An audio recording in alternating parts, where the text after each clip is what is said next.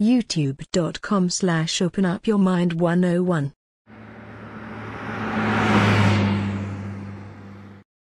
We are pleased to have the Honorable Professor Griff with us this evening. Professor Griff is an internationally renowned educator, writer, producer, musician, platinum recording, spoken word artist, lecturer, and founding member of the pioneering and revolutionary hip-hop group Public Enemy. Author of the popular music business guide, Music Business RIP, Griff stands as a highly acclaimed, seasoned entertainment industry veteran and sought-after resource on all aspects of the music business. An activist within both the conscious and hip-hop communities, Griff currently stands as a permanent fixture on the international lecture circuit with his riveting and powerful discourse, The Psychological Covert War on Hip-Hop. An energetic and passionate educator, Griff skillfully customizes this extensively documented lecture to suit the needs of all audience. Please join me in welcoming Professor Griff. Welcome, Minister, and thank you so much for joining us this evening. Give thanks, and thank you very much. I love your introduction. That song Revolution is something kind of critical, but you can just call me Griff. That's absolutely fine. Those are some big shoes there that I was listening to. And I said, I wonder who she's talking about. That's all the stuff in those shoes. Yeah, that's amazing. And that's not even the half of it. For tonight's discussion, you're going to cover topics including the wounded womb, the breaking of the female nigga bitch as it relates to hip-hop, and that's outlined using information from the Willie Lynch letter. And I think that's where we should probably start, because we do have a brief history here on Women's Song of approaching the Willie Lynch letter from the perspective of understanding the African-American female's hand in where we are as a society today. In addition to that, we're going to discuss bitch possession and the angry vagina, and finally, the metaphysical goddessry of the soul of hip-hop. So, to begin, I understand that slave masters made a concerted effort with the black woman, and what that has done, we are feeling still at this time, it is still resonating throughout our community of what has happened with our men and the cowering of our men, the effeminization of our men. But how then does this relate to hip-hop? Help us with that, will you, Griff? Well, in understanding the particular subject matter and dealing with the breaking process of the African woman, later on in the document and other documents written in reference to the Willie Lynch letter and the making of a slave, it refers to the harsh language that you hear us using today when it talks about the nigger bitch and the nigger male and the nigger children. Also, you can read other documents where it just writes us in as useless eaters and units, almost relegating us to the category of being subhuman. Even when you read the Constitution of the United States of America, it calls us 3/5 of a human being. That's cool. And they claim that they don't even know what the other 2/5 were, relegating us once again to the subhuman status. Right. And these are the things that we need to deal with. Now, dealing with it from the medium of hip-hop, of course, we've seen time and time again, even if we watch what they consider hip-hop today, and it's not, because there is a difference between hip-hop and rap. Rap is something that you do. Hip-hop is something that you are. Right. We could just kind of look at hip-hop, at rap music, and we can say, where is the woman? Where is the feminine principle? Where is the feminine energy? Where is the balance that is needed to balance the male testosterone out in music in general, especially hip-hop and rap? So even if we looked at it from that perspective, we can ask certain questions, and we can we would have to lean towards certain answers. For example, where is the black female hip-hop rap group? Can you name one? No. That's out now. No. Okay. So then we have to ask ourselves the question, why? What happened to the Salt and Peppers, Finesse and Sequence, the female groups that were out and that were on the scene and that represented the woman? You know, it's very difficult. We would have to take ourselves to task in trying to find any females nowadays that are in hip-hop music that represent women. Now, there are some that are there, and we'll get to them in a minute. But the ones that our young people are constantly being shown is, I think, the number one female right now is Nicki Minaj. Nicki, you know me, Nick is the devil. Yes, correct. The old Saint Nick is the devil, right?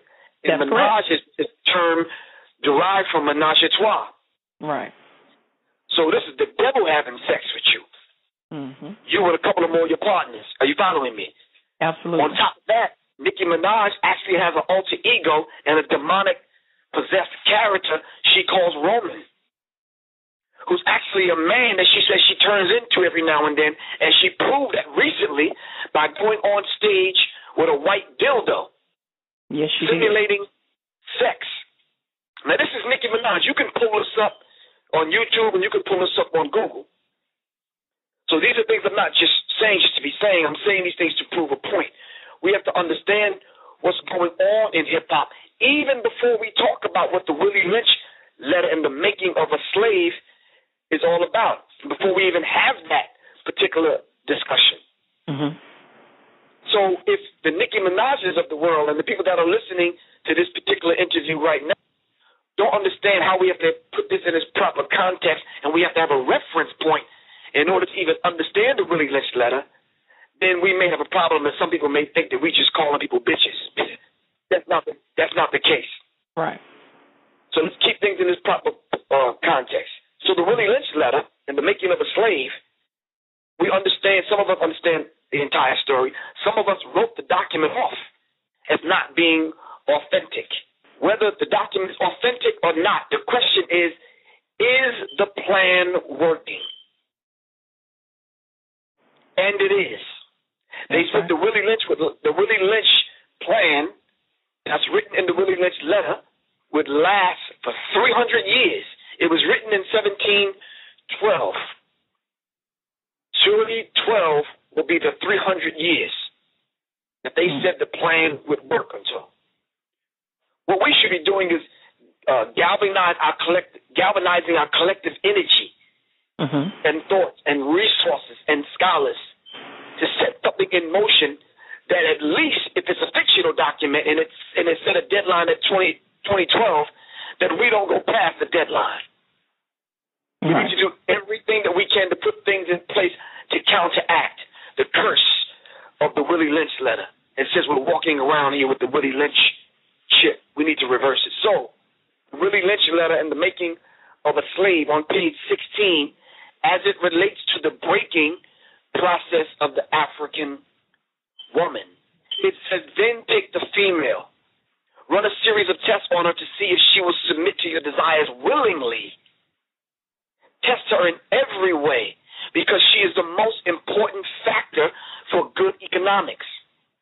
If she shows any sign of resistance in submitting completely to your will, do not hesitate to use the bullwhip on her to extract the last bit of bitch out of her. Take care not to kill her, for in doing so, you spoil good economics. When in complete submission, we should underline that, when in complete submission, not submission to Jesus, not submission to Allah, not submission to the deities and the Creator, but when she's in complete submission, she will train her offspring in the early years to submit to labor when they become of age. Understanding is the best thing. Therefore, we shall go deeper into the area of the subject matter concerning what we have produced here in this breaking process of the female nigger. We have reversed the relationships. I'm going to say that one more again.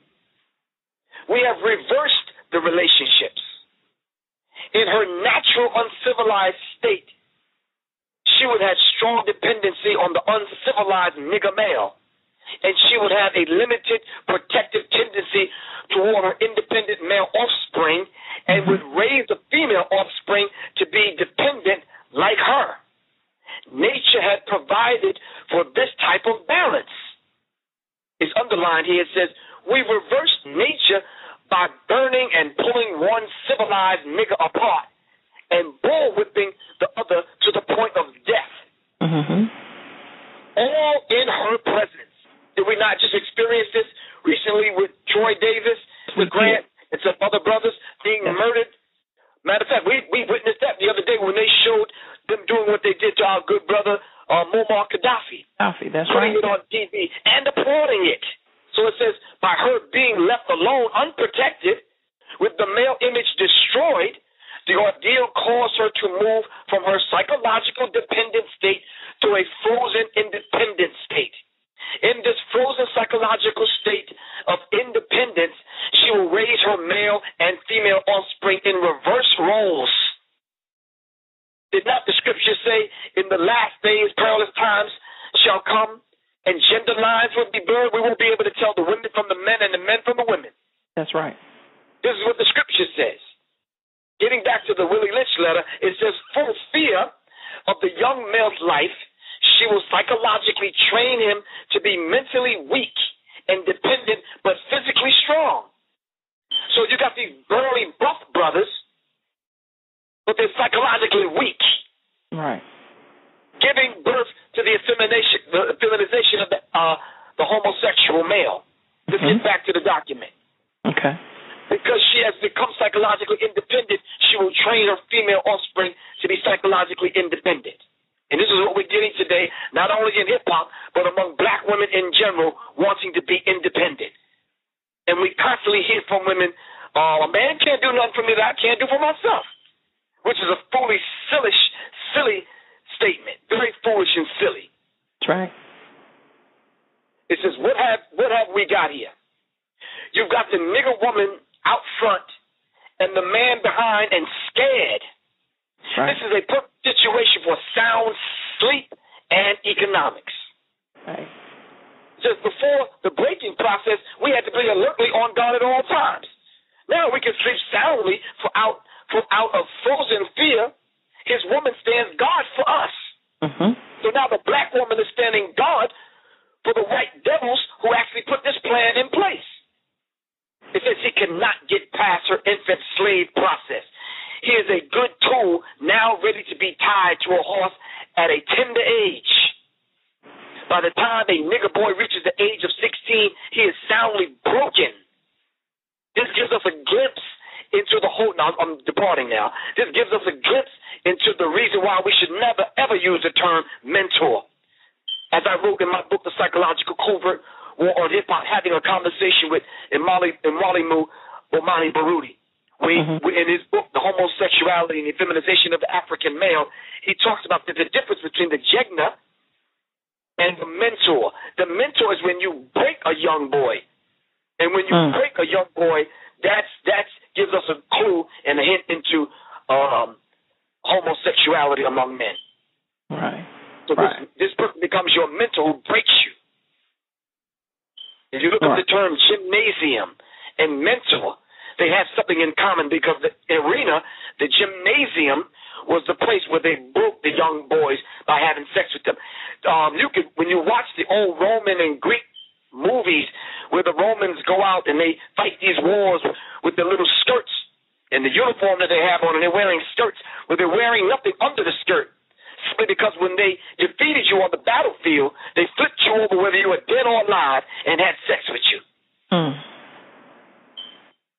It says continually, I'm getting back now, continually through the breaking of the uncivilized savage niggers by throwing the nigger female savage into a frozen psychological state of independence, by killing of the protective male image, by creating a submissive, dependent mind of the nigger male savage, we have created an orbiting cycle in its own axis forever, unless a phenomenon occurs and the reshifts of the positions of the female savages are to take place. We show what we mean by an example.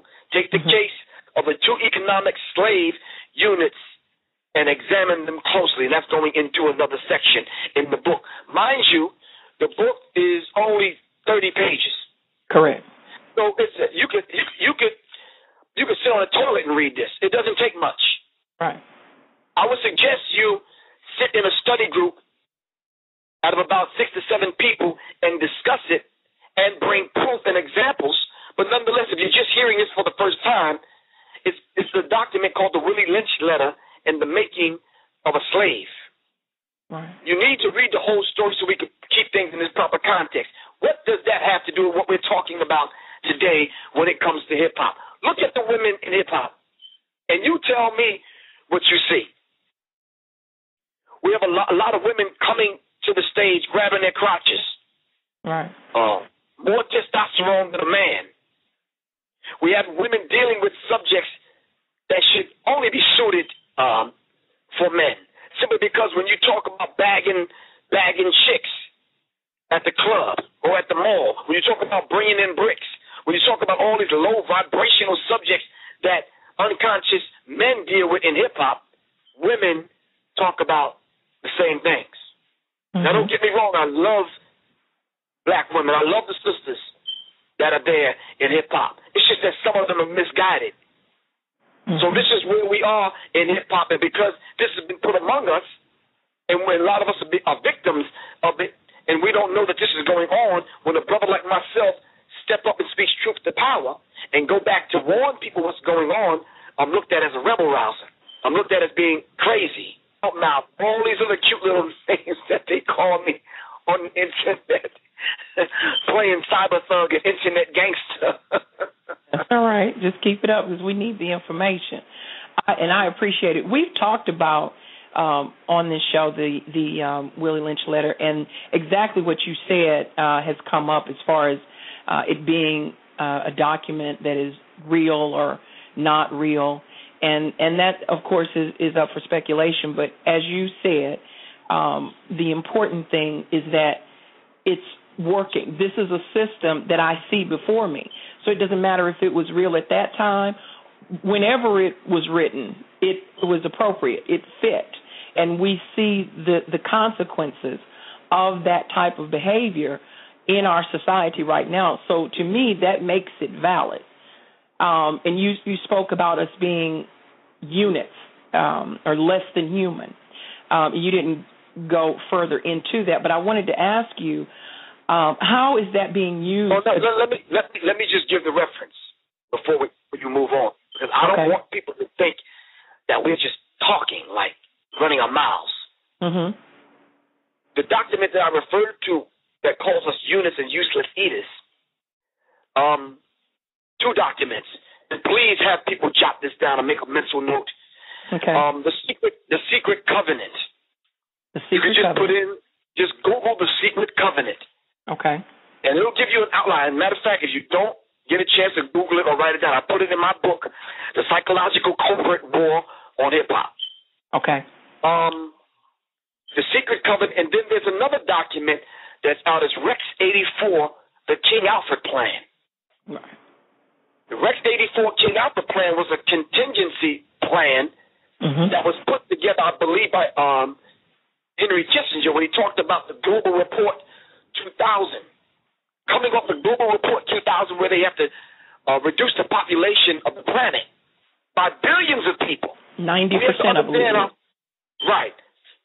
We have to understand how critical that is. So, in an attempt to set up a contingency plan, what they did was they came up with a document called Rex 84 King Alfred Plan, where inside of the document they said they had the ability to round all of us up. 30 to 60 million units, they call us, in 8 hours. Wow. And begin to exterminate the units and have the capacity and the ability to do so. This is not coming from Professor Griff. This is documents that they wrote. Right. So we want to give some reference to what we're talking about, because a lot of people that are listening may say, well, sounds like a lot of gibberish to me. I don't believe in conspiracy theory, and I don't believe in the rest of this madness that to believe it or not. I'm not doing this interview to try to convert people or to win people over and woo you and try to get you to believe what Professor Griff believes. I've gone past belief. Right. To know what's going on the globe and being awake and aware and knowing what's going on globally, I see it happening. I see it happening. Right. So before you pose your next question, I want people to just kind of take a deep breath and understand where we're coming from. This is a place of love. And this is the reason why you and I are doing this. It's not to come down on anyone. I'm not coming from that place. Right. We were all asleep in the house.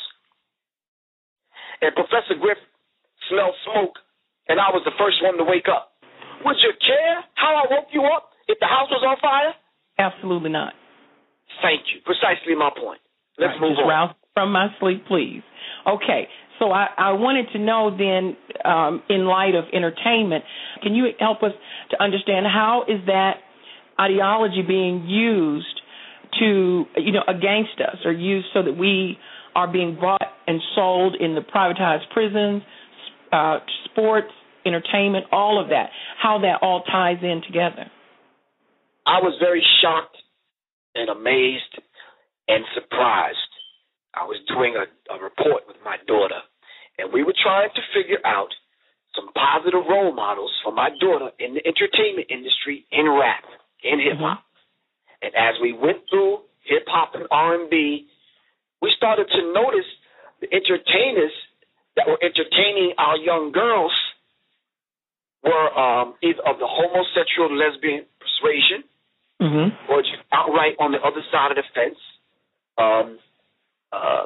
or in interracial marriages, or dysfunctional situations, or all of these particular dynamics.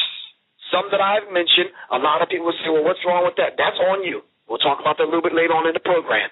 Okay. I am saying, for me to raise a healthy young black girl into womanhood, we were seeking positive black female role models in the entertainment industry, and we came up with a dead end.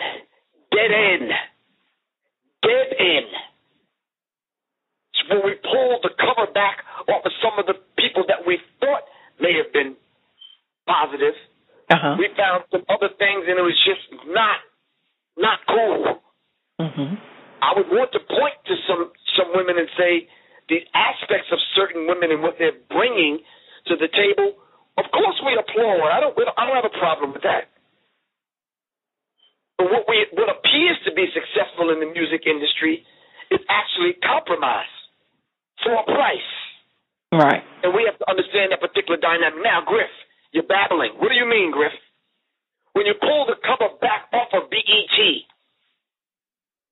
and you say, well, BET, why are you saying that? Because, late nights and other times when you watch BET, they're degrading women. They talking about spinning limbs and sagging their pants, sagging, which is niggas spelled backwards, and all this other kind of stuff.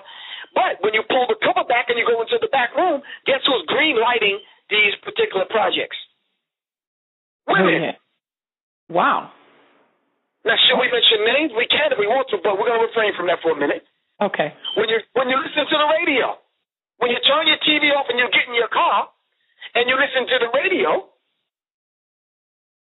a lot of the stations that play the nigger frequency music, I call it, the music that we listen to that's on the nigger frequency, is green. When you pull the cover back and the curtain back, guess what? It's green lighted by black women. Mm. Yeah, I'm talking about all the damn disrespectful songs that black women claim that are coming from the mouths of black men to disrespect women are green lighted by black women.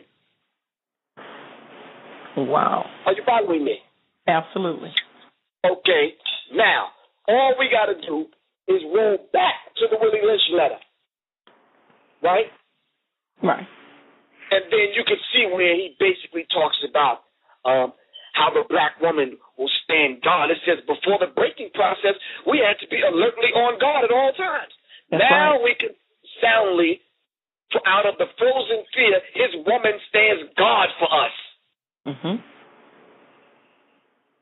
And he cannot get past her infant slave process. I'm telling you, the Willie Lynch letter is walking right off the page, right into hip-hop, right into reality. Yes, it is. I actually was having a conversation this very day when a young lady made the comment that black men act as though they find black women distasteful, as though they see them as the white man.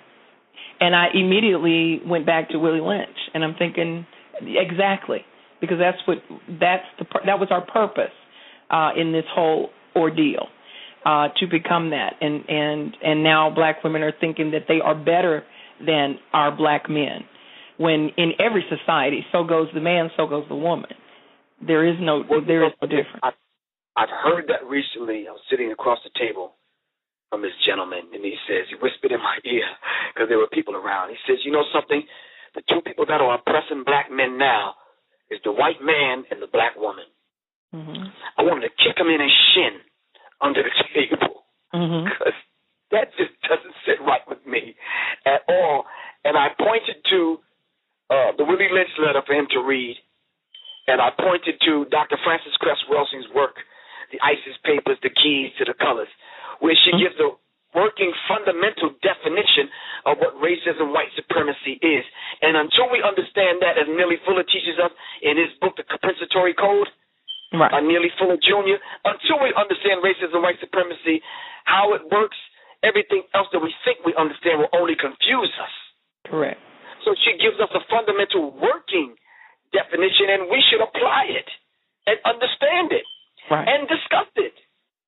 She says, giving the paradigm of racism, white supremacy, she says racism, white supremacy is the local and global power system and dynamic, structured and maintained by persons who classify themselves as white, whether consciously or subconsciously determined, which consists of patterns of perception, logic, symbol formation, thought, speech, action, and emotional response as conducted simultaneously in all areas of people activity.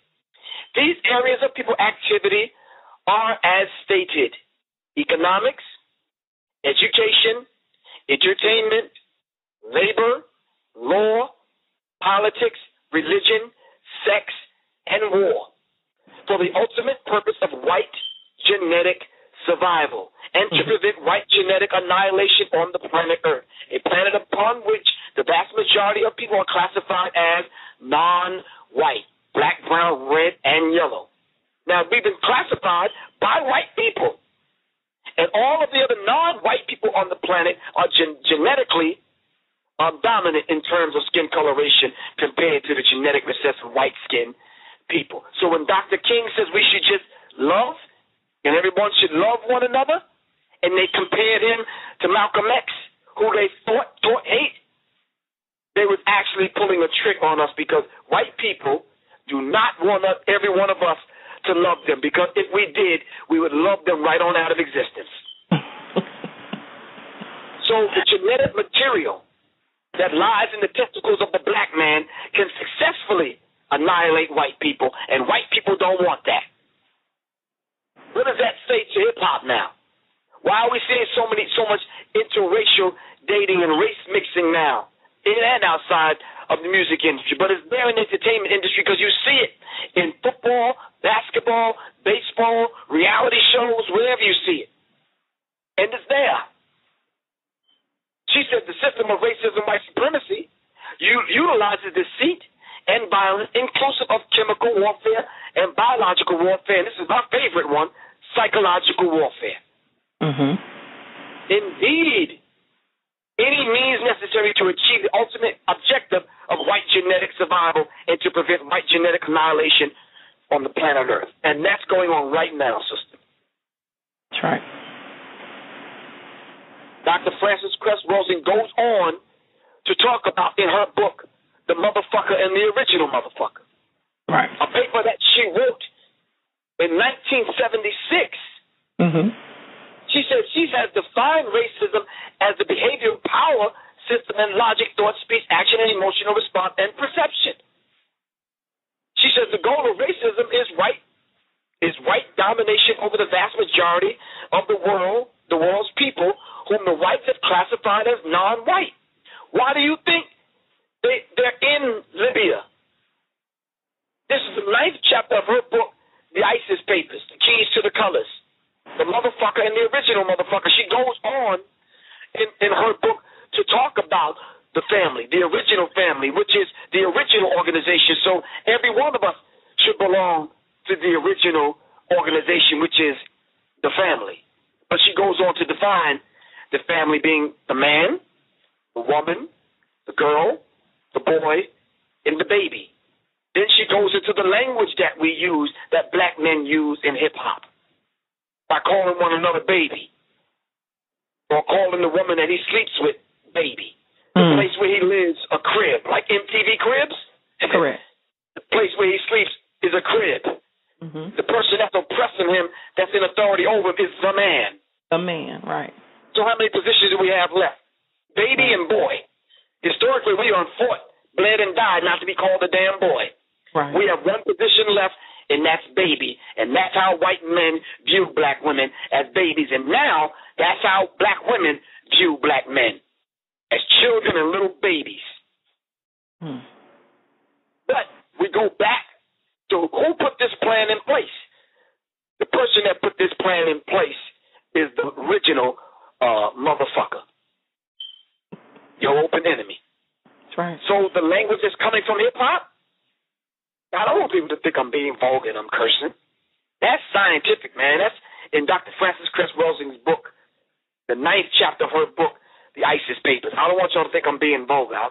I'm too damn old for that. Right. I'm somebody's daggone grandfather. But anyway, the language that rappers use. You may see them, hear them in the song, Yo Ma, or see them in the video, Yo Ma, what's good, Ma? So I heard this too many times. I said, what is with that? Let me start studying some etymology.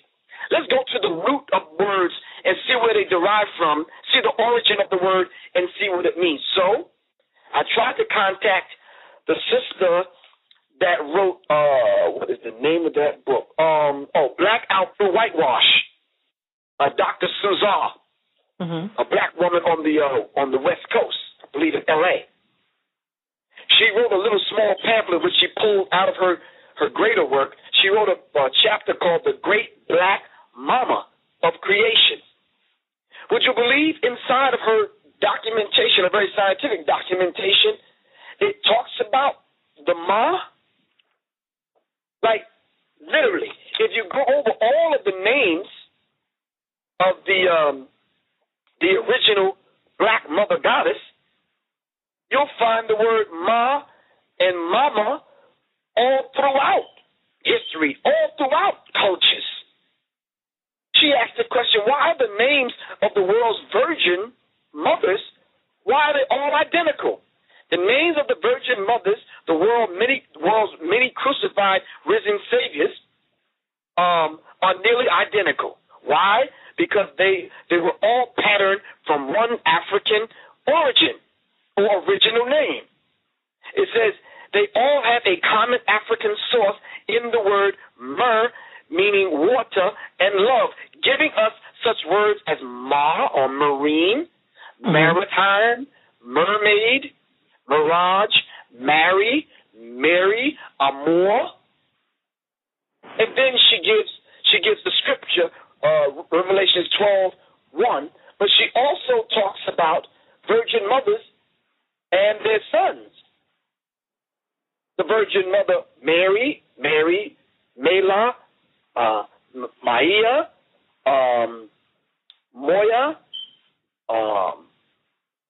Maya, Maria, and it goes on, and their sons are Heru, Horus, Christ, Buddha, Krishna, Hermes, and it goes on, Adonis. So we see the same similarity in all of the cultures having an African origin. So when you bring that up to a modern day context, and you listen to the rappers in hip-hop, and when you hear them talking about Ma, they talking about the macro and the micro womb of the black mother goddess, but they know it not. So when you look up Ma, it's from the African word Ma, which is found nearly in all of the African languages, and there are over 200 different dialects. There's no such thing as a language called African. Mm-hmm. Brothers and sisters, on the continent have 200 different languages. Are you following me? Yes. So we were the mothers of every civilization, as the document in the DVD Hidden Colors teaches us. Right. Right. Wow. Okay. That was a lot of information. Thank you. We're going to take a break. And when we come back, I want to allow you to finish up with this if you need to, and then I want to get into your book, because a lot of this information that you're giving, you said that it is referenced in your book, and I want to talk about that along with the other topics that you've promised to share with us tonight. So hang on just a minute, and we will be right back. All right.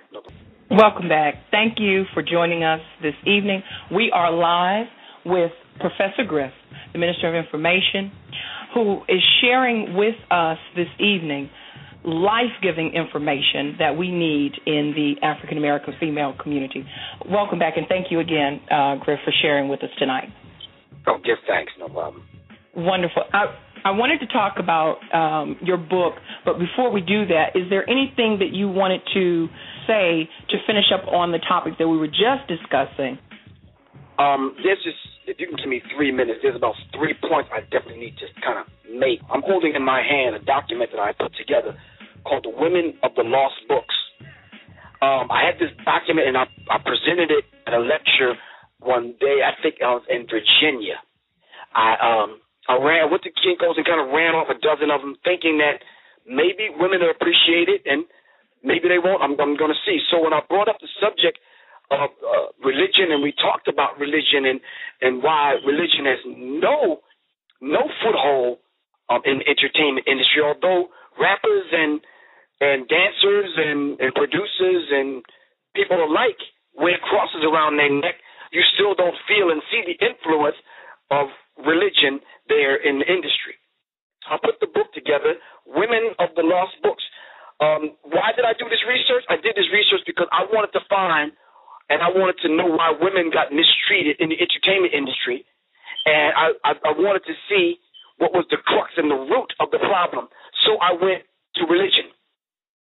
Why did they write Eve in, and why did they diss Adam's first wife, Lilith? That concept. Mm-hmm. Why does Tyler Perry dress up and call this character that he dresses up in called Medea? What is Medea? Let's look these words up. Okay. So I started going into these things, and I'm like, let me go into the Bible. Come to find out, all of these women that contributed not only to spirituality, to religion, and to civilization, great civilizations, they've taken them all out of the Bible. And I put them in one document called the Women of the Lost Books, which is mind-blowing. Right. This thing is 30 pages long of all of the women that they've taken out of the Bible. I'm talking about the lost books, the missing books, the forgotten books, the stolen books, the Apocrypha, and other books that never made it to the King James 1611 version.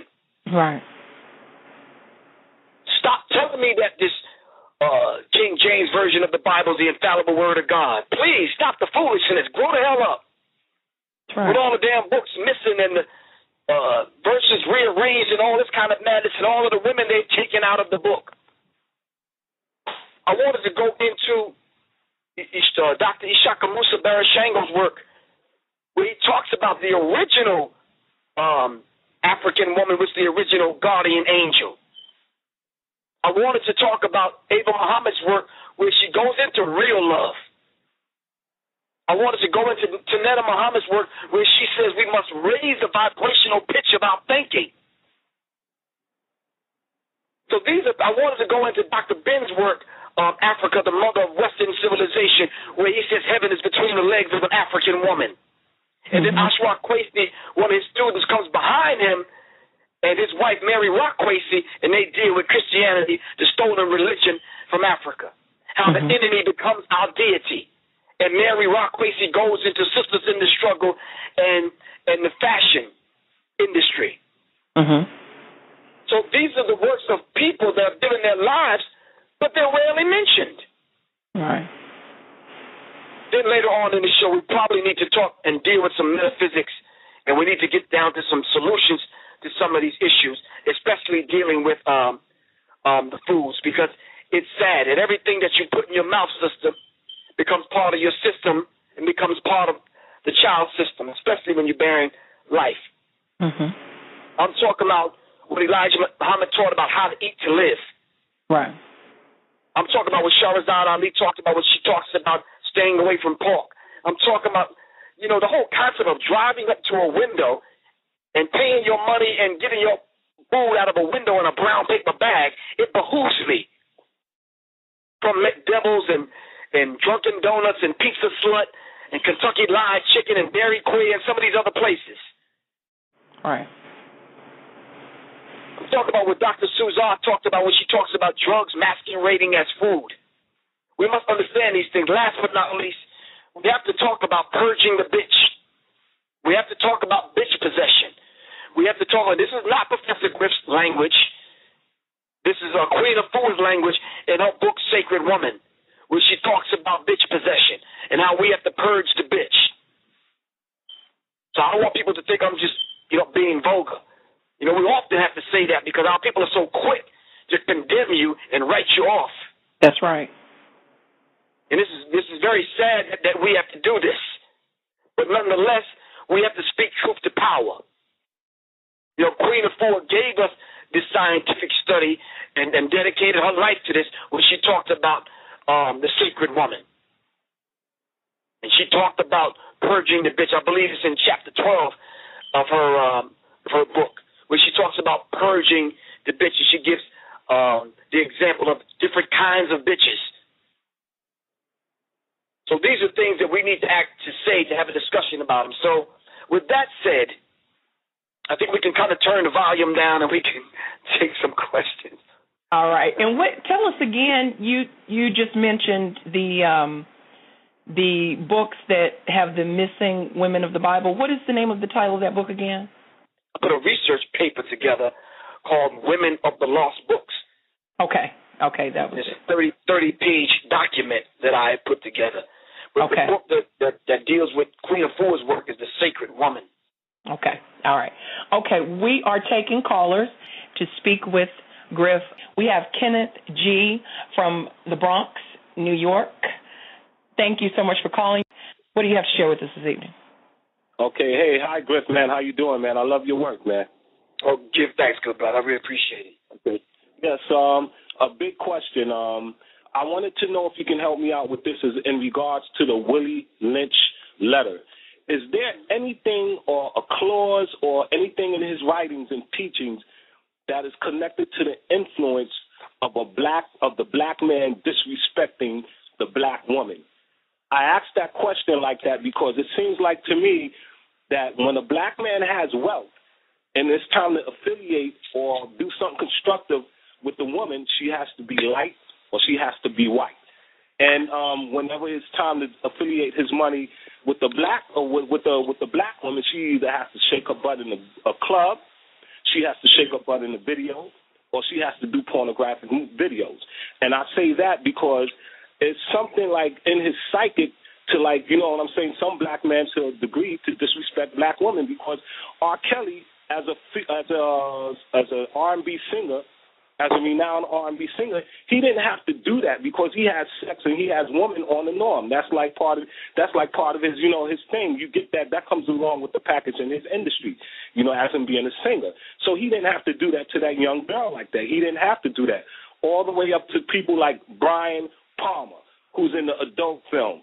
Instead of getting these white girls, he get a whole bunch of black girls, and he gets Lawrence Fishburne's daughter, which he didn't have to do that, knowing that Lawrence Fishburne didn't want that to happen, and he's going against his wishes, but he had to do it, and he didn't have to do it.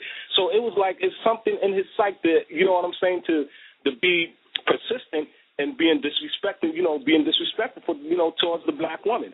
So I wanted to know, how does the Willie Lynch letter relate to the influence of black men disrespecting black women when they have wealth?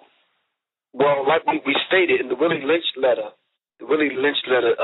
and the making of a slave, it's 30 pages long. We've only dealt with like 3 pages, and we only dealt with a section dealing with the breaking of the African woman. That information is actually in the book here, because the letter's kind of lengthy, but it goes into it, and there's other Willie Lynch letters that I have with other resources that you can refer to, different things that are attached to each part of the letter. So the information is there, and I understand, and I feel your pain, and I understand your question, but the information is there in the letter, because we was actually during and post-slavery, we were actually made to go against one another according to the plan that Willie Lynch laid out in the particular letter, and it's working absolutely fine on us. And that's part of it, brother. Are you following me? Okay. Right. And they outlined the differences that they would use to separate us, be it height, complexion, hair texture, where we lived, what we wore, that kind of thing. Just like they do today with the Hegelian dialectic principle, with Republican Party, Democratic Party, same madness. Right. What church, what religion, what school you went to, that kind of thing. Right. Okay. All right. All right. Thank you, Ken. I appreciate it. Thank you, good brother. Thank you. All right. You too, man. Thank you. All right. Bless. Peace. We have a caller from California, Mackenzie. I'm blessed. Peace, Jolie Vet. Peace, Bless. Professor Griff. Peace. How are you? I am blessed. This is such an honor to be able to talk to you. I'm going to ask you the same question I asked another brother that was a guest on the Women's Song about a month ago, and he did not give me the answer, a definitive answer. I don't want you to think I'm equipped enough to give you the answer either, but I'll do my best. Well, I mean, he had a go-hard show, and then when I asked the question, he was like, well, it's up to you. What do you think? And it's like I need a definitive answer from someone who is, more knowledgeable about certain things than I am. And my question was, with the prevalence of interracial relationships, not just in hip-hop, not just in Hollywood, I mean in the grocery store, their offspring, does the African community have a fiduciary responsibility to include these children? Now, sister, if you went to Professor Griff's family reunion, you would be pleasantly or angrily surprised. There's everybody at my damn family reunions, like it is with yours. We as a people, the way we are created, we embrace everyone. Right or wrong? Is that a good thing? But is that a good thing? Okay, but I think what the brother hit as to what the brother was trying to allude to, the one that didn't answer the question, he was probably on to something, because what may be good for the Griffin family may not be good for the Johnson family. But now, those of us that are conscious and we come together to put together the plan that's going to get our people up out of the madness, that is something that we have to sit down and discuss. For example, I often talk about homosexuality and bisexuality, but I don't beat people upside the head with it. I say when we prepare the table of accountability, we have to sit down and bring the people to the table to discuss this. What is going to be the plan of the black human family in these matters, and we're going to list the matters, and that's going to be one of them. For example, my first wife, her parents, both of them were light-skinned. So you can imagine what she looked like. Are you following me? Subsequently, my daughter is light-skinned, right? Right. And people look at her as opposed to my complexion, and they say, well, he must have married a white woman. No, that is not the case.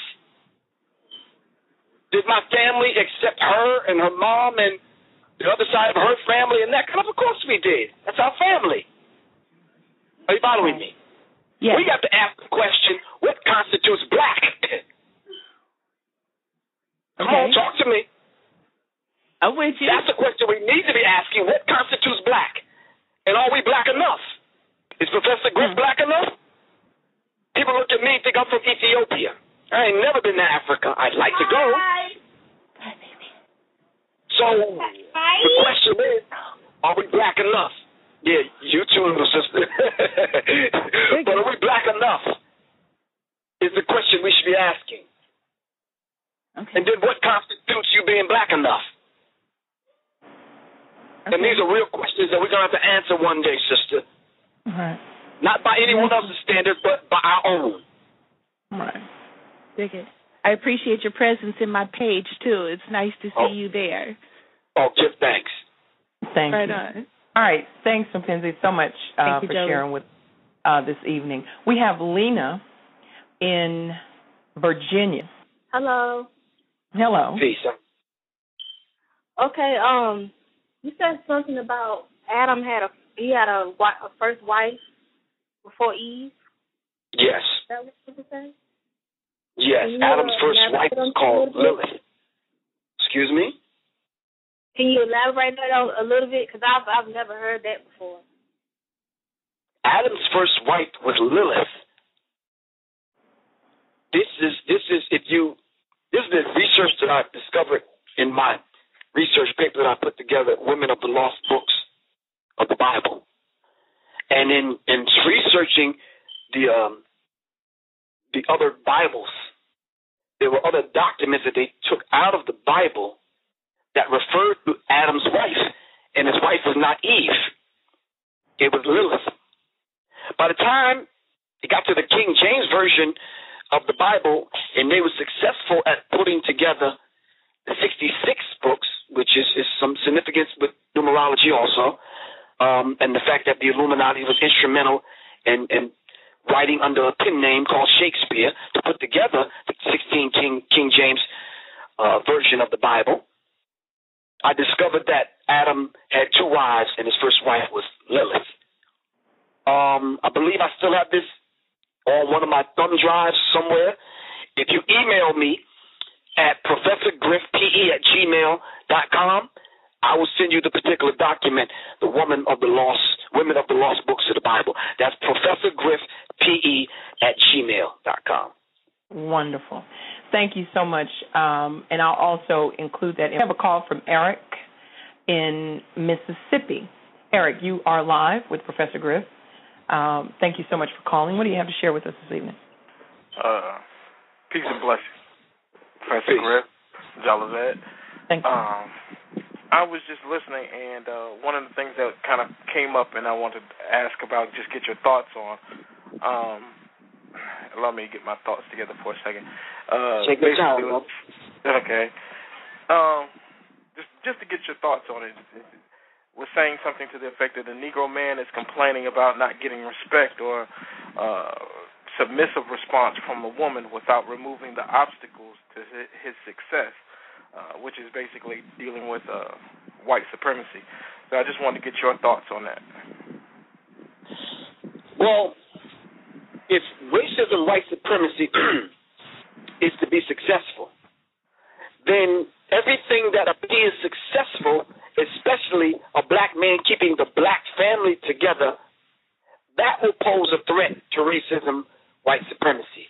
If what Dr. Francis Cress Welsing is saying is true, and I truly understand it to be true, as I often state in repeating what she wrote in her book and her lectures, the genetic material that lies in the testicles of the black man can successfully annihilate white people.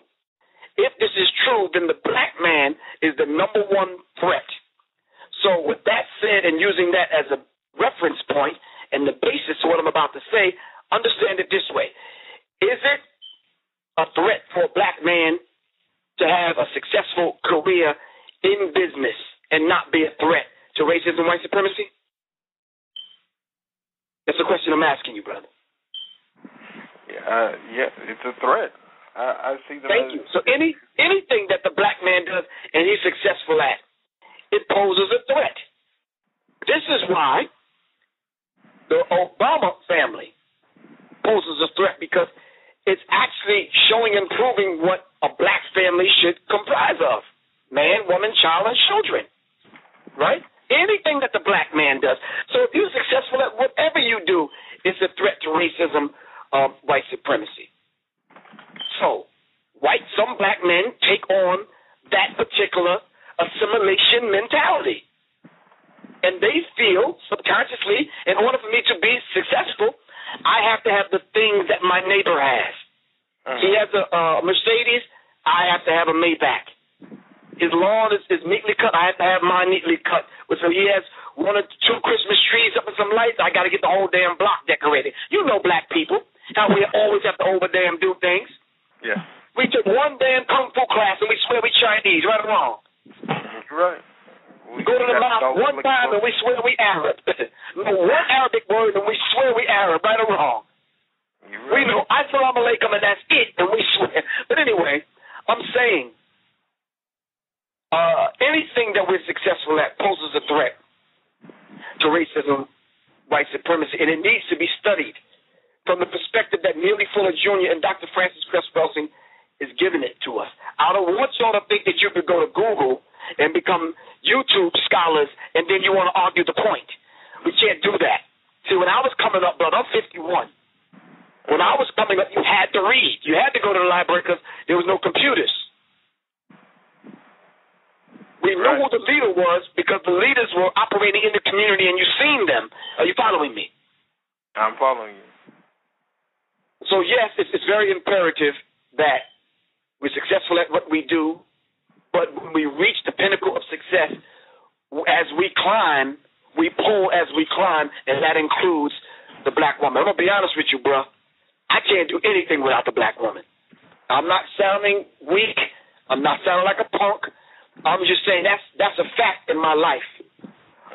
My book, The Psychological Covert War on Hip-Hop. 8 women I mentioned, not only in the forward, but the dedication and in the book to help me put the book together. I don't care what they did with it. I don't care if they stood on the phone with me for hours hearing me out, helped me transcribe, finding information for me. I couldn't have done it without them. Yeah. Plain and simple. Yeah.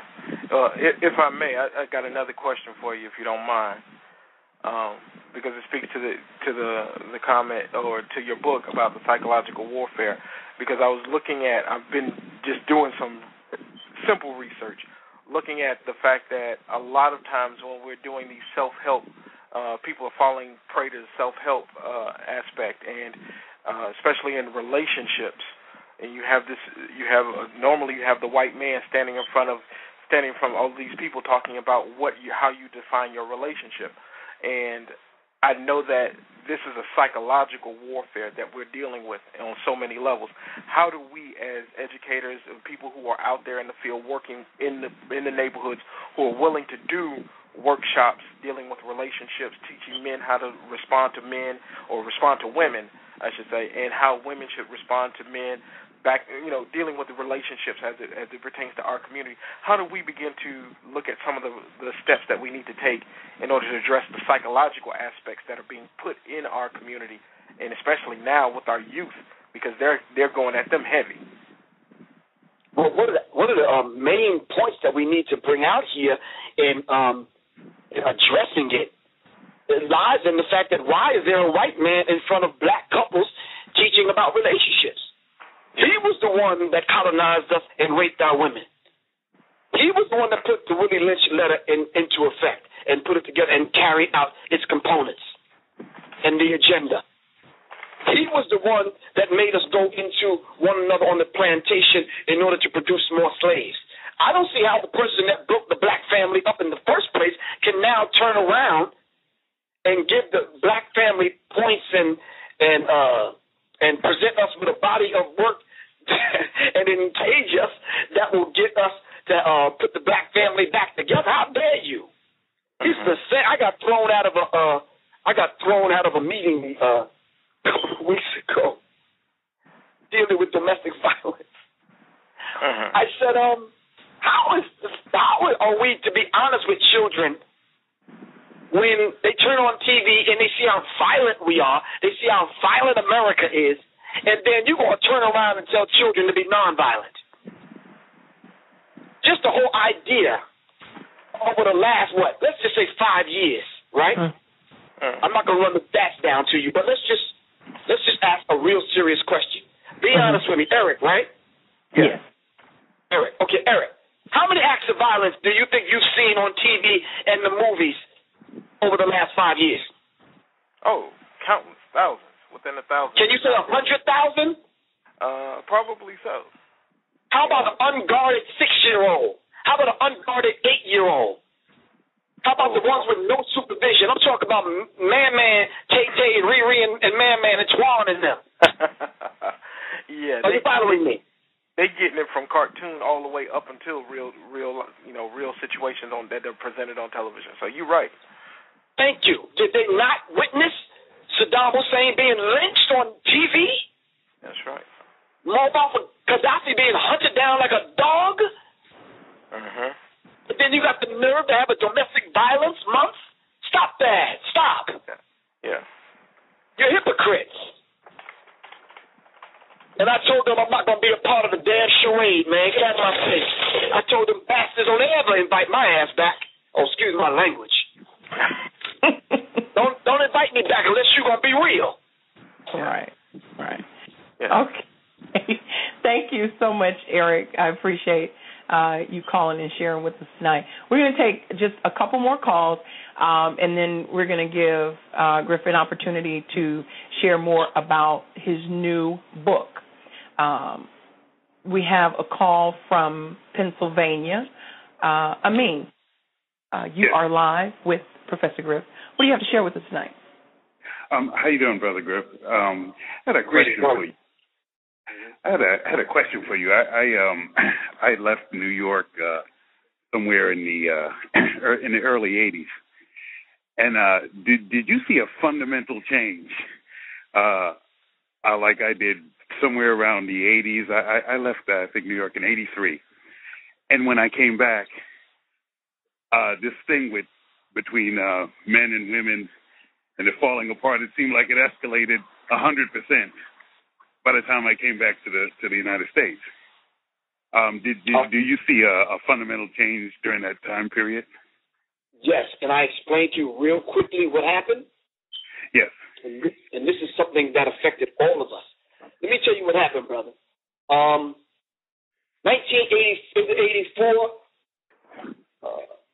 chemical and biological warfare was used, and they set upon black people, especially in the hood. What do I mean by chemical and biological warfare? There's a book called Land of Hypocrisy where it outlines chemical and biological warfare and the assassination plots and the covert operations of the CIA. This is one thing I mentioned in my book. But getting right to the point as far as the hood is concerned, at that particular time, there was a chemical biological warfare agent called AIDS. Africans in deep shit, or America is doing the shit. But AIDS hit at that time. You know what else hit at that time? Crack. Mm-hmm. At the same time AIDS and crack hit the black community, this is what happened, bro. Once again, it broke the black family up. Now you have the uncle living in the home because he was out on the street. Now he's home because he lost his job, car, house, everything. Now he's living with the family. Now he's stealing the TV and the VCR. Are you following me? Doing anything. The hood had produced overnight zombies, man, crackheads. I remember one time it blew my mind. This sister I thought was so fine in high school, I couldn't get a date to save my life. When that period hit, crack and AIDS, this sister was out on the block, man, giving head for dime bags. Which is ridiculous. So that is what happened, brother. We can go through the whole story, but nonetheless, that is what happened. Then the vibration of the music, hip-hop music, responded to that, because that's when Public Enemy was out. Mm-hmm. We responded to it, and we were making progress. Then they turned around and dumbed hip-hop down with the installation of gangster rap, because gangster rap then turned around and neutralized the conscious hip-hop era. NWA came out, niggas with attitudes, and they neutralized Public Enemy. So by the time Dre dropped the Chronic album, it was back to chemical warfare again. So now we got a whole nother generation thugging, balling, pimping, smoking a higher grade of weed, and then they introduce ecstasy, other pills that they're taking now, meth. So we can go on and on about the chemical and biological warfare agents that are out there. That is what happened, good brother. All right. Okay. Thank you so much. Is there anything else you'd like to share, Brother Amin? No, I missed that whole era, and I guess it quite. I left New York in '83, and when I came back, it was unrecognizable. Wow. Right. Stuff that was going on. Right. But I'm gonna tell you, good brother. I thought religion was gonna step up and kind of make its mark and make a thrust to go after young people. But I didn't see it, man. And maybe some listeners that are listening right now can call, but I didn't feel it. I didn't see it. And then the church turned around and started marrying gays and allowing certain things to go on in the church, and it's like, wow, okay, all right. Right. Okay, thank you, Brother Amin. We're going to take one last call. We have some other callers waiting, but we'll get that after. We'll get to you after the next break. The number to call in is 310-634-19. Wait, how many people do you have holding? We have 3 people still waiting to talk. Would you like to go ahead and take those calls? Yes. I don't want them holding. Let's talk. All right, let's do that then. Terrell Jones in Virginia, you're live. I left Mount Vernon, New York in '83 as well. It's never really moved back. I lived around the world from Johannesburg, Indianapolis, Baltimore, South Florida, etc. But all my family, they're still in the Bronx and Boston, Secor, and that place. But my question is, I've written a book called Cotton Picking Paycheck, a 21st Century Journal of Escape from Slavery. And it's like a love letter to my great-great-grandchildren of the mistakes and things that I've seen from 1805. I went to the courthouse and researched my ancestors in slavery. And we actually live on the plantation right now where my ancestors were enslaved. And it goes up until election night of 2012. So I'm always writing. I'm documenting the things that I'm seeing, and I'm trying to teach them through these lessons in the book. And the main theme that's coming across right now is a caboose cannot move your train forward in success. And what I break that down to mean is a lot of times we spend energy on the caboose of our train, meaning the people who are doing drugs, who don't want to go to school, who are trying to destroy themselves internally, emotionally, spiritually. And we spend our energy there, but we're not uniting with engines. And therefore, we're just staying stuck in the same place complaining about the caboose. And what I'm trying to understand is, when do we start linking up with other engines? Like when we talk about the Willie Lynch syndrome, there's a gentleman, Tommy Ford, has started a movement called Reverse the Lynch Syndrome, where he's trying to hold town halls and documentaries to bring together black families to do the things that we have to do for housing, shelter, food, etc. But it seems that under, as Dr. Cresswell and Neely Fuller Jr. expressed, we get so distracted with the tools of racism, white supremacy, that we don't trust each other to work together with engines. And so it's just easier to sit back and complain about the caboose that's holding us back.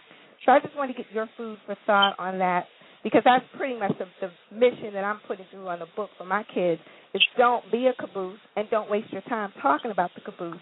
Get out there, find some engines, and get your butt down the track. Get your train going. Right. Well, when I started this year out saying to myself, I'm going to work in behalf of our people, and to establish justice, and I'm going to work with like-minded people. Amen. It's just that when I meet like-minded people, the methodology may be different. And the problem that I'm having, sister, maybe you can help me, because maybe I haven't figured it out yet.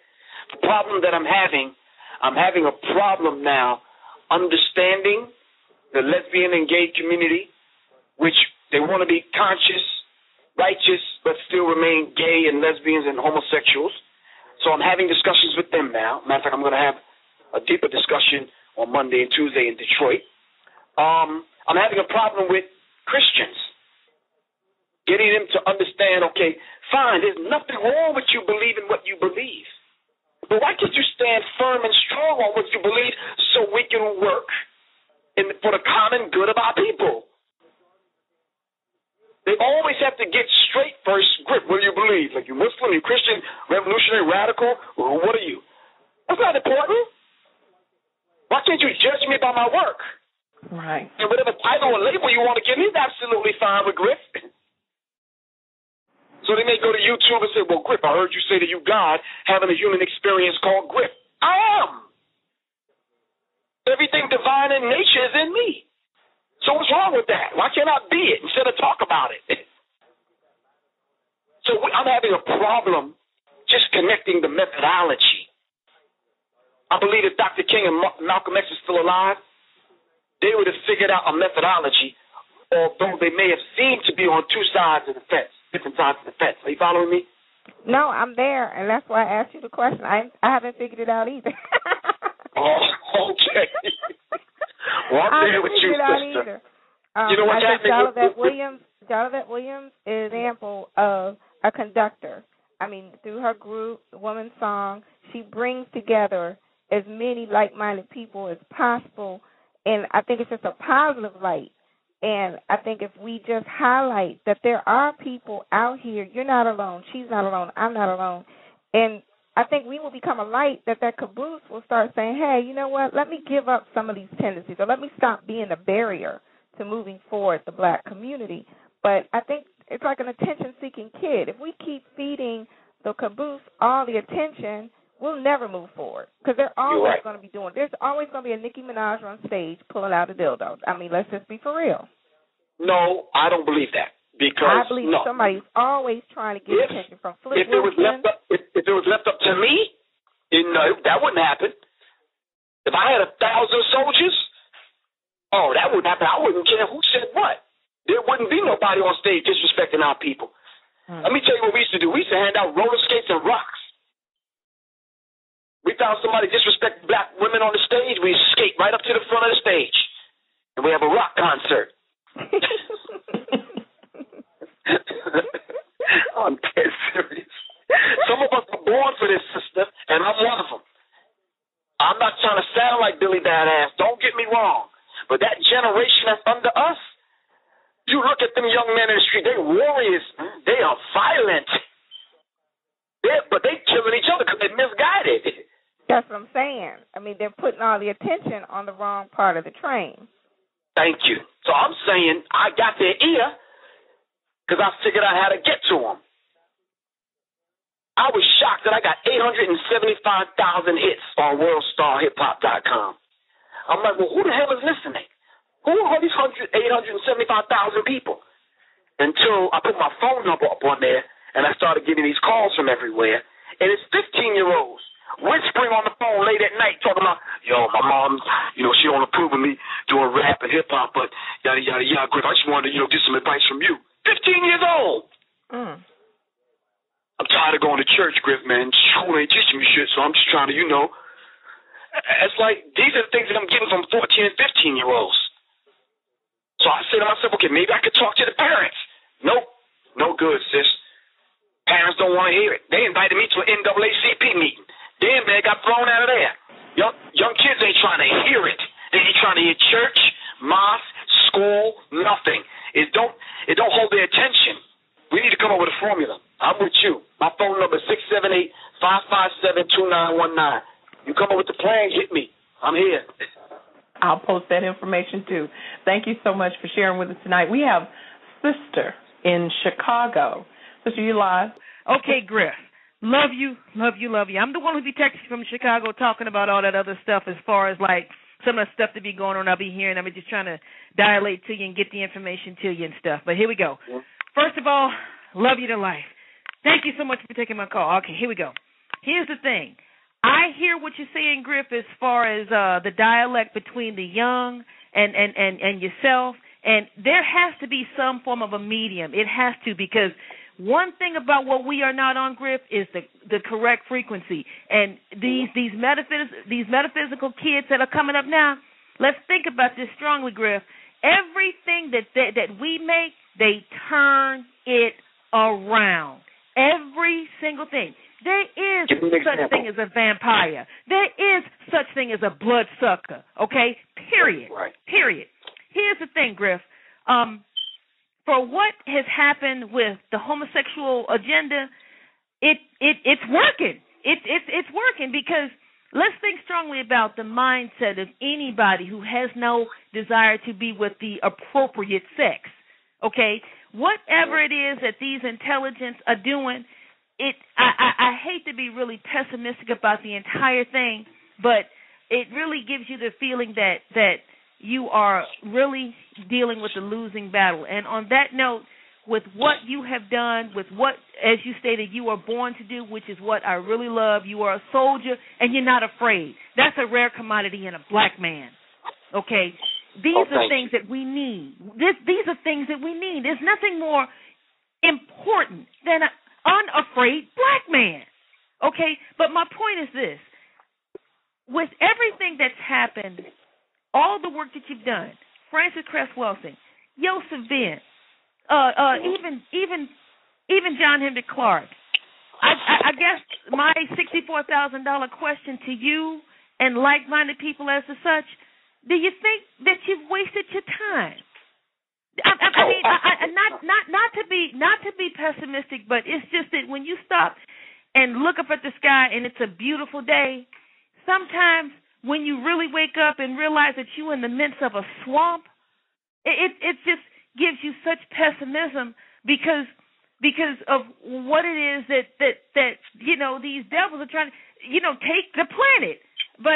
And I know I'm babbling on, and I'm sorry. It's just that I just really get to wondering sometimes what the heck are my kids going to look forward to, at least my little one, when it's time for her to start life and regenerate and procreate and be a woman and have hopefully someone, a man who is not a part or has not been tampered with.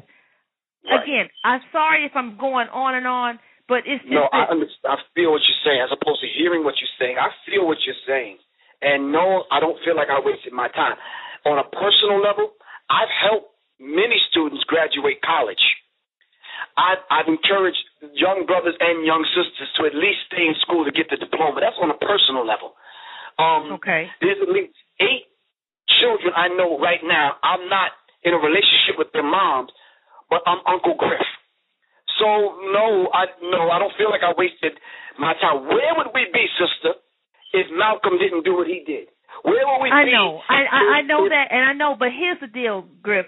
This issue that's going on, this is an adult problem, and I'm going to tell you why.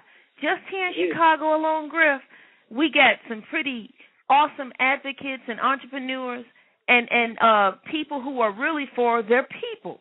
And one of them is Harold Davis here in Chicago, and he stated to one boy, he told him, Griff, he says, why don't you pull your pants up? And I'm going to tell you what this boy told him.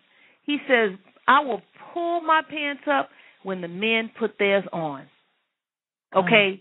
Now, let's know this, that, again, like I had stated to you before when I got through on another show, I think it was Nikki's show, we are surrounded. The agents are here, baby. We married to them. We dating some. We work with them. You know, they here. They are here. I mean, let's just look at this for what the hell it really is, you know? Yeah.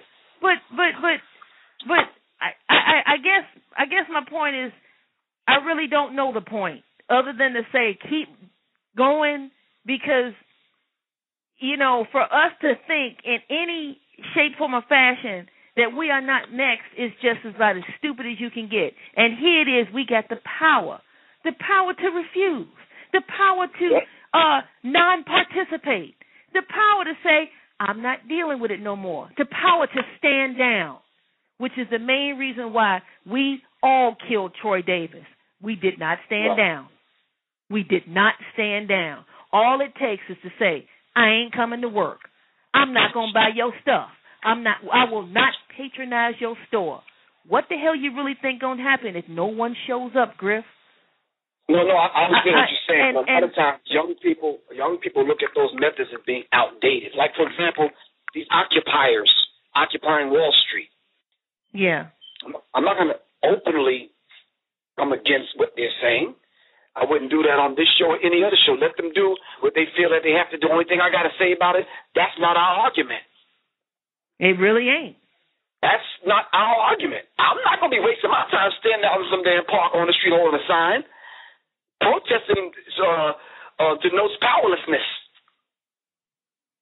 It's like, okay, well, we busy getting together to set up another financial and economic system that we could put in place to live by. What's wrong with that? Why we got to go and stand outside the building and scream up at the building and let the people know that we haven't liked this system since they put it in place? We understand the Rockefellers, the Rothschilds, the Illuminati, and what they put in place as far as the economic system is concerned. I wrote that in my book also, and I've been talking about this for years. So to see these people out occupying Wall Street, I'm scratching my head like, why? They're not listening. They're not going to listen. And will the machine keep rolling forward? Yes, it will. A few people will get arrested. Some people will get knocked upside the head. And, okay. And? But let's think strongly about, ain't nowhere in the world you're going to stop me making what I've been making since day one, right? I mean, let's keep this 1,000, right? Listen, love, these people have over $500 trillion. 50 of us together in a room for a month couldn't count $500 trillion. Yeah. It's mind-boggling the amount of money these people had. Hell, they just went and stole out of the vault in Libya. They stole billions and billions of gold from Gaddafi. Not to mention the $41 billion they froze in the accounts, the money that he had around the world. He's a master thief, man. I know. I had text you when you were doing your lecture in Miami and you couldn't tune in to Beverly D last week, but even the host love you so much, sweetheart. If you can tune in after you all are done tonight, and if you can tune into Robert X on Beverly D's Truth to Power, he will explain and break down how pedophilia will be legal, but very soon.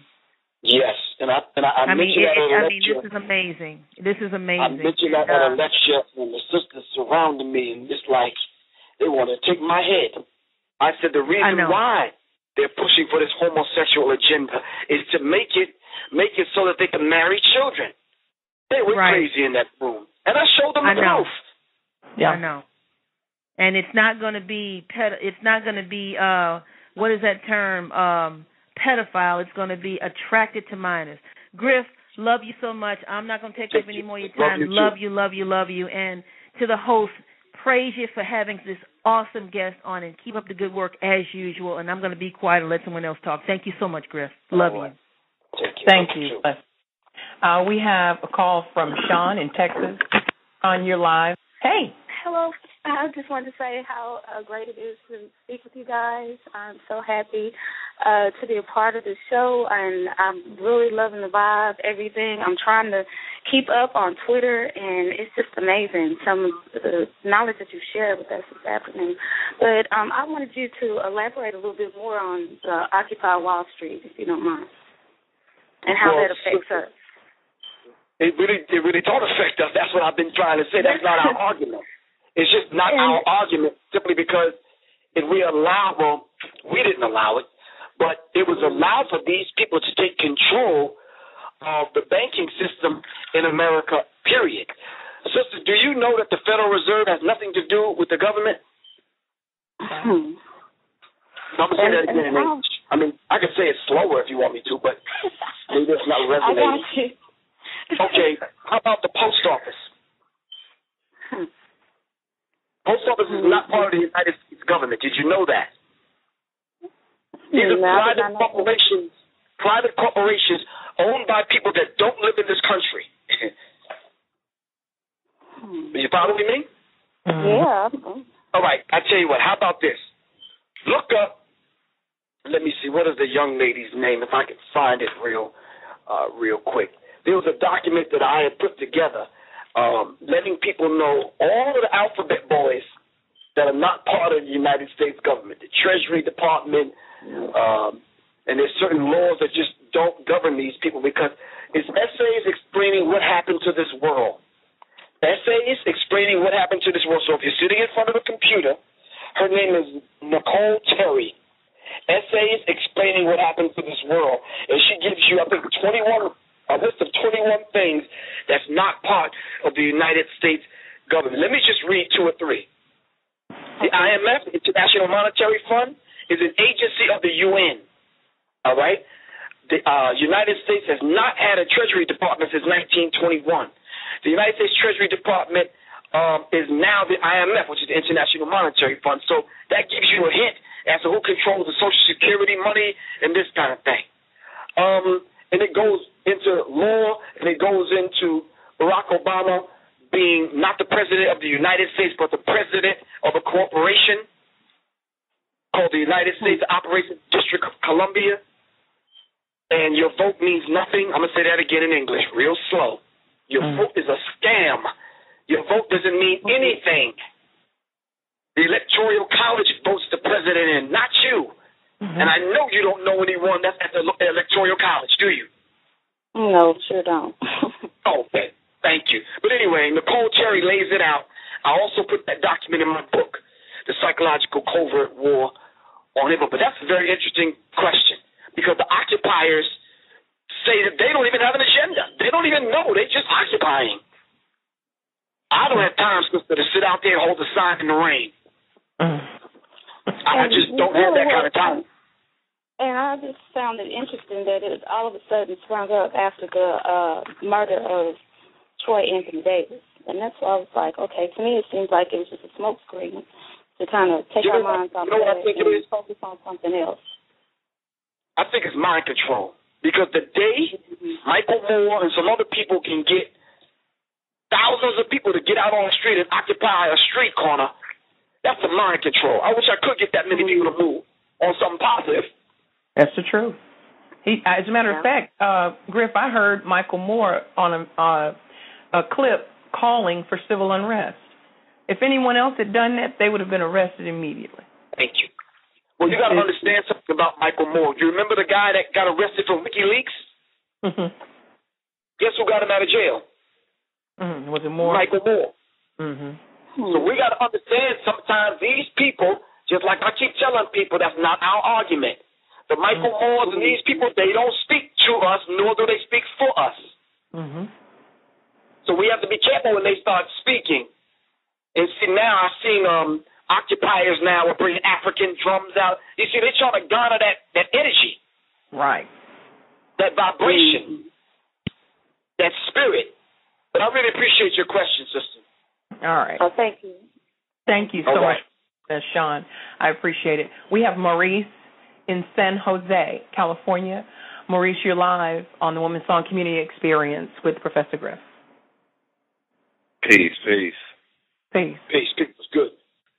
It's just an honor to finally speak to Professor Griff. After all these years, I've been following you, with the group, with the Public Enemy, and, the past 3 or 4, 7, well, I'll say about past 4 years, just getting insight of on a lot of stuff. Now, I just got on. I've been listening for the past 40 minutes. I was wondering if you had touched on any of those so-called beefs that you have with fellow brothers like Malik Shabazz or anybody else that's been like attacking you. And I was wondering if I missed out on that. I don't think we're going to discuss that. I don't think we're going to discuss it, but let me clear that up.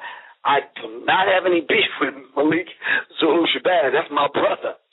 We may disagree on some things, and I'm sad it had to go public, which I don't really think it did. I thought that was a conversation that him and I were having. We just don't have the same kind of methodology in reference to certain things, but that was a small discussion. I don't have a beef with him at all.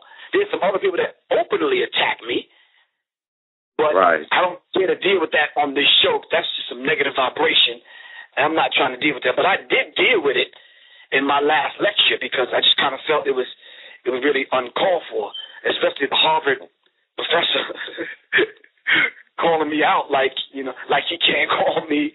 I'll go to Harvard and see you. I don't have a problem. I really don't. But I didn't think Harvard professors had that kind of time, do they? Worried about about what cold little Professor Griff is doing. Right. It must be something I'm saying right. I wasn't trying to. Right, there you go. I wasn't trying to cause any controversy. I just wanted to know because, I've been trying to, the past 5 or 6 years been enlightened, stay enlightened. And I have a young daughter, and for me to make a transition for what I used to do, in and out of jail and this and that, but running with gangs and this, all that type of stuff, it seems like, you could come over to the conscious community. It seems like so many people still got residue in them. Yes, to keep correct. To keep that type of beef up. It's like, man, where do I go? I'm staying grounded in this, but it just seems like, they haven't made much of a transition if they're doing the same thing, beefing with people all the time. That's the reason why I made the change. No, go on. I'm sorry. No, go on. No, that's the reason why I made the change, and I held out so many years to have a child. Now that I have one, it seems like I know I have to defend to the end, but it's just so hard, man. I don't understand it. Well, I think this is the reason why, I try to explain to people that I give people my phone number. How many times did I give my phone number on this for the last 2 hours? At least 3 times. Yeah, 2 or 3 times. It's on commercial. It's on the website. It's in movies. It's on DVDs. It's on records. It's on CDs. I've had this phone number almost 14, 15 years. Anybody can call me. I do answer the phone. There's no reason why a woman should be getting up on Facebook, calling me out of my name, saying I'm misleading the people. You can call me and take your argument up right with me. No middleman, no Facebook, no YouTube, leaving nasty little messages up under my clip on YouTube. You don't have to do that. If we disagree on a point, we can talk. But they like playing cyber thug, bro. Internet gangster. Armchair revolutionary. Yeah. You understand what I'm saying? And you're absolutely correct. You're in your transition. You don't want to go from the street to this madness. Right. It feels like I might as well have stayed there, But exactly. I know better. One brother went so far as to just basically just say Griff's the homosexual. So why you're following him? Wow. I'm not going to. We'll talk about that. All right. All right. Maurice, thank you so much for calling. We are running out of time, and I have to move on, but thank you for sharing with us. Carlos in Miami, you're live. Hey, good evening, family. How y'all doing? Wonderful. We all right. How you feel? Man, I'm all right. Griff, I'm a big fan, man, and I've been a fan since shorty. Watching you in PE, bro, and especially on these videos the past a couple months, man.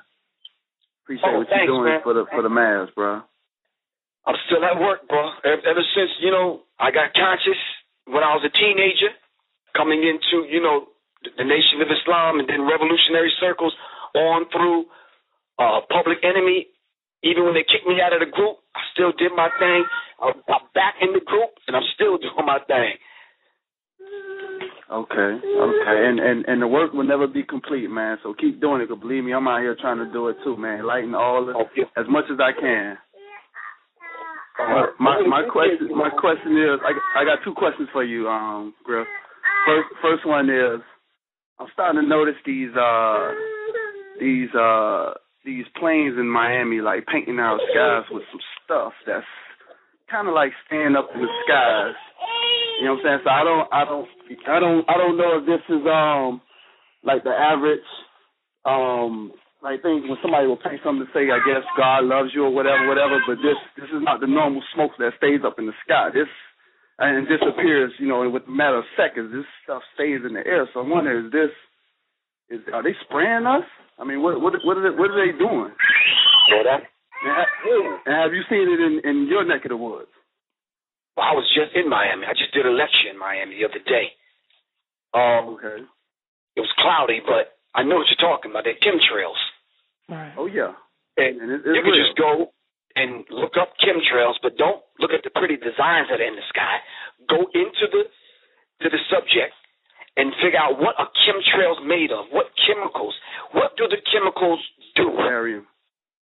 Barium used to break down our immune system. I did that, and it tripped me out when I first saw it because I didn't know they were doing that in Miami, which I've heard they do it in mostly every major city in the world. You know what I'm saying? But I didn't know it contained that type of stuff. Yeah, but not only do we have to figure out what it is put together with and different chemicals, then we have to figure out how to protect ourselves from it. Did you get to that part? I did, and that's what I'm still researching, sir.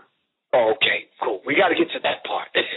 We got to figure out, okay, what is it that's in the chemicals and the chemtrails, and then how will it affect me, and what could I do to counteract it?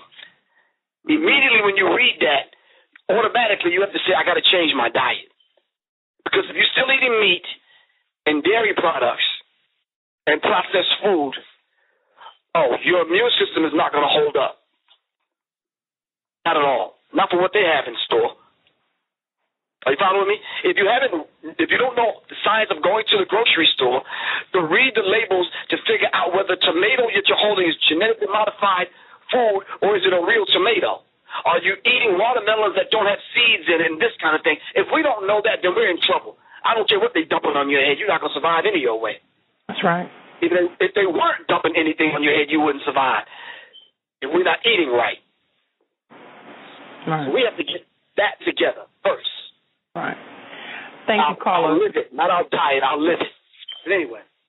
We are running real tight. We're going to run. Carlos, thank you, though. Thank you.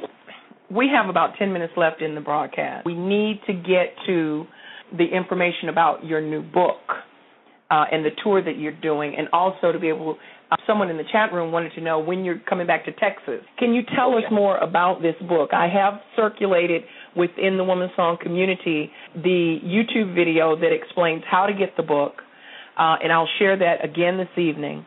But can you tell us a little bit more about that? The book is entitled The Psychological Covert War on Hip-Hop. I put a special chapter in there called The Illuminati's Takeover of Hip-Hop. Mm-hmm. The book basically deals with the covert war against the soul of black people. Hip-hop is higher infinite power healing our people.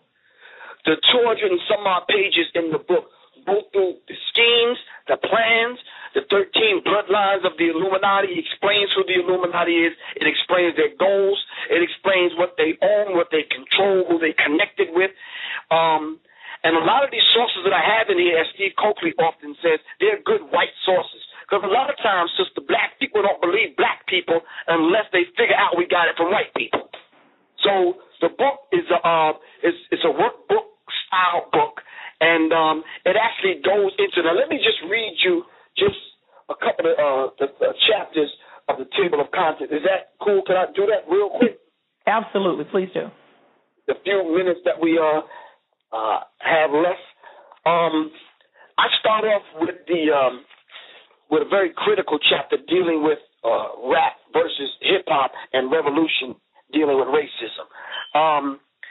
It says rap versus the hip hop revolution conceived or deceived racism and the reality of a mind revolution beyond the 21st century. And there's an open letter in there that Chuck D wrote. The second chapter deals with hip-hop's COINTEL profiles, rap sheets, and the introduction of the hip-hop cop. A friend of mine, John Patash, who wrote the FBI's War on Tupac Shakur and Black Leadership, we had a conversation. I put it in the book. Very fascinating. Very fascinating. Then the Illuminati's takeover of hip-hop, the synagogue of Satan, pimps, preachers, politicians, pedophiles in the pulpit, which is very, very, very critical. Hood treason, I deal with the hip-hop 10 Commandments, which is very critical. I have some conversation here with me and Wise Intelligent from Poor Righteous Teachers, and then I deal with money, madness, music, and mayhem, destroying hip-hop's appetite for self-destruction, hustlers of culture, and then I deal with black music, the psychoanalytical destruction of a stolen legacy. So the book is laced, and what I did for young people, since I got so many calls from young people, I went back and revamped the book for the second run of the book. And I put pictures to show young people who these people are so we can demystify who this Illuminati is. Psychological covert war on hip-hop. Mind you, sister, I had the book completed in 2008, but they burned my house down. I really wanted to get into that tragic situation that happened that caused you to lose that book. So, yeah, please share that with us.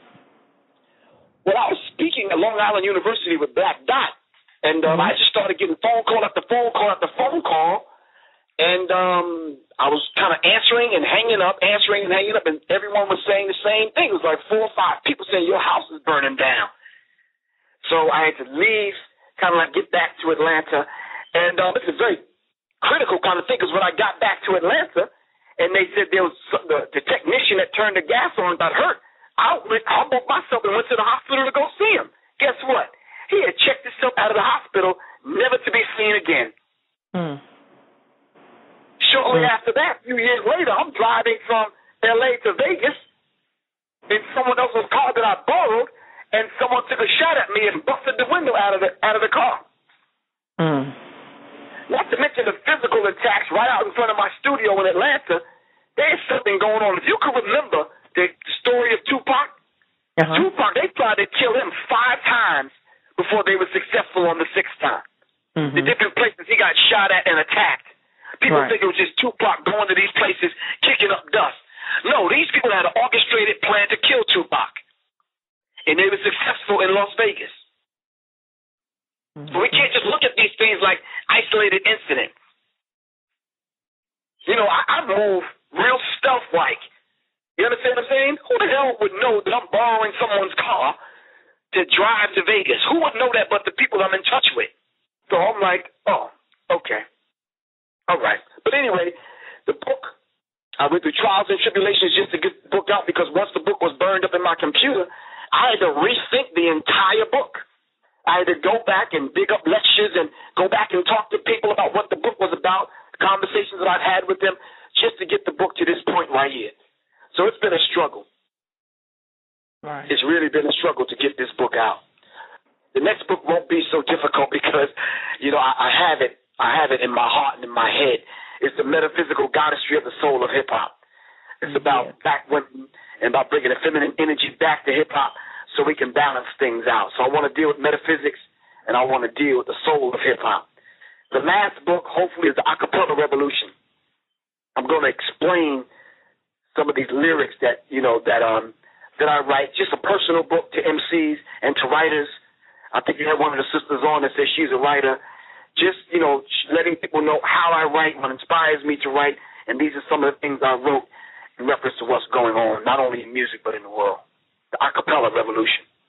I want to thank you so much for joining us. Do you have any final closing words for the listeners?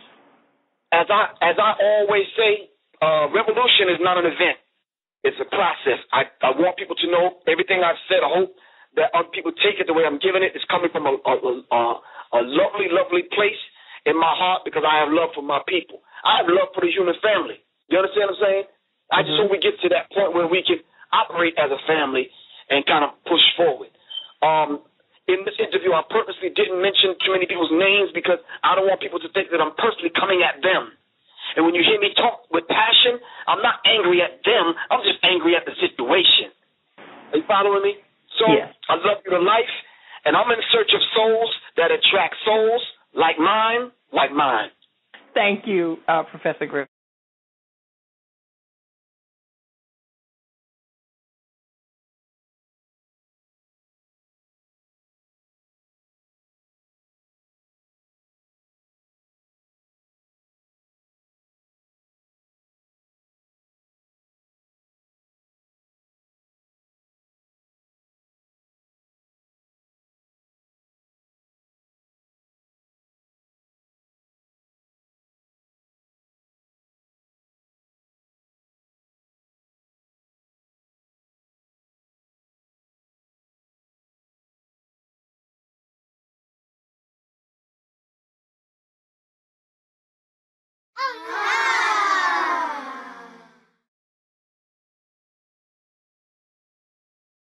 YouTube.com/openupyourmind101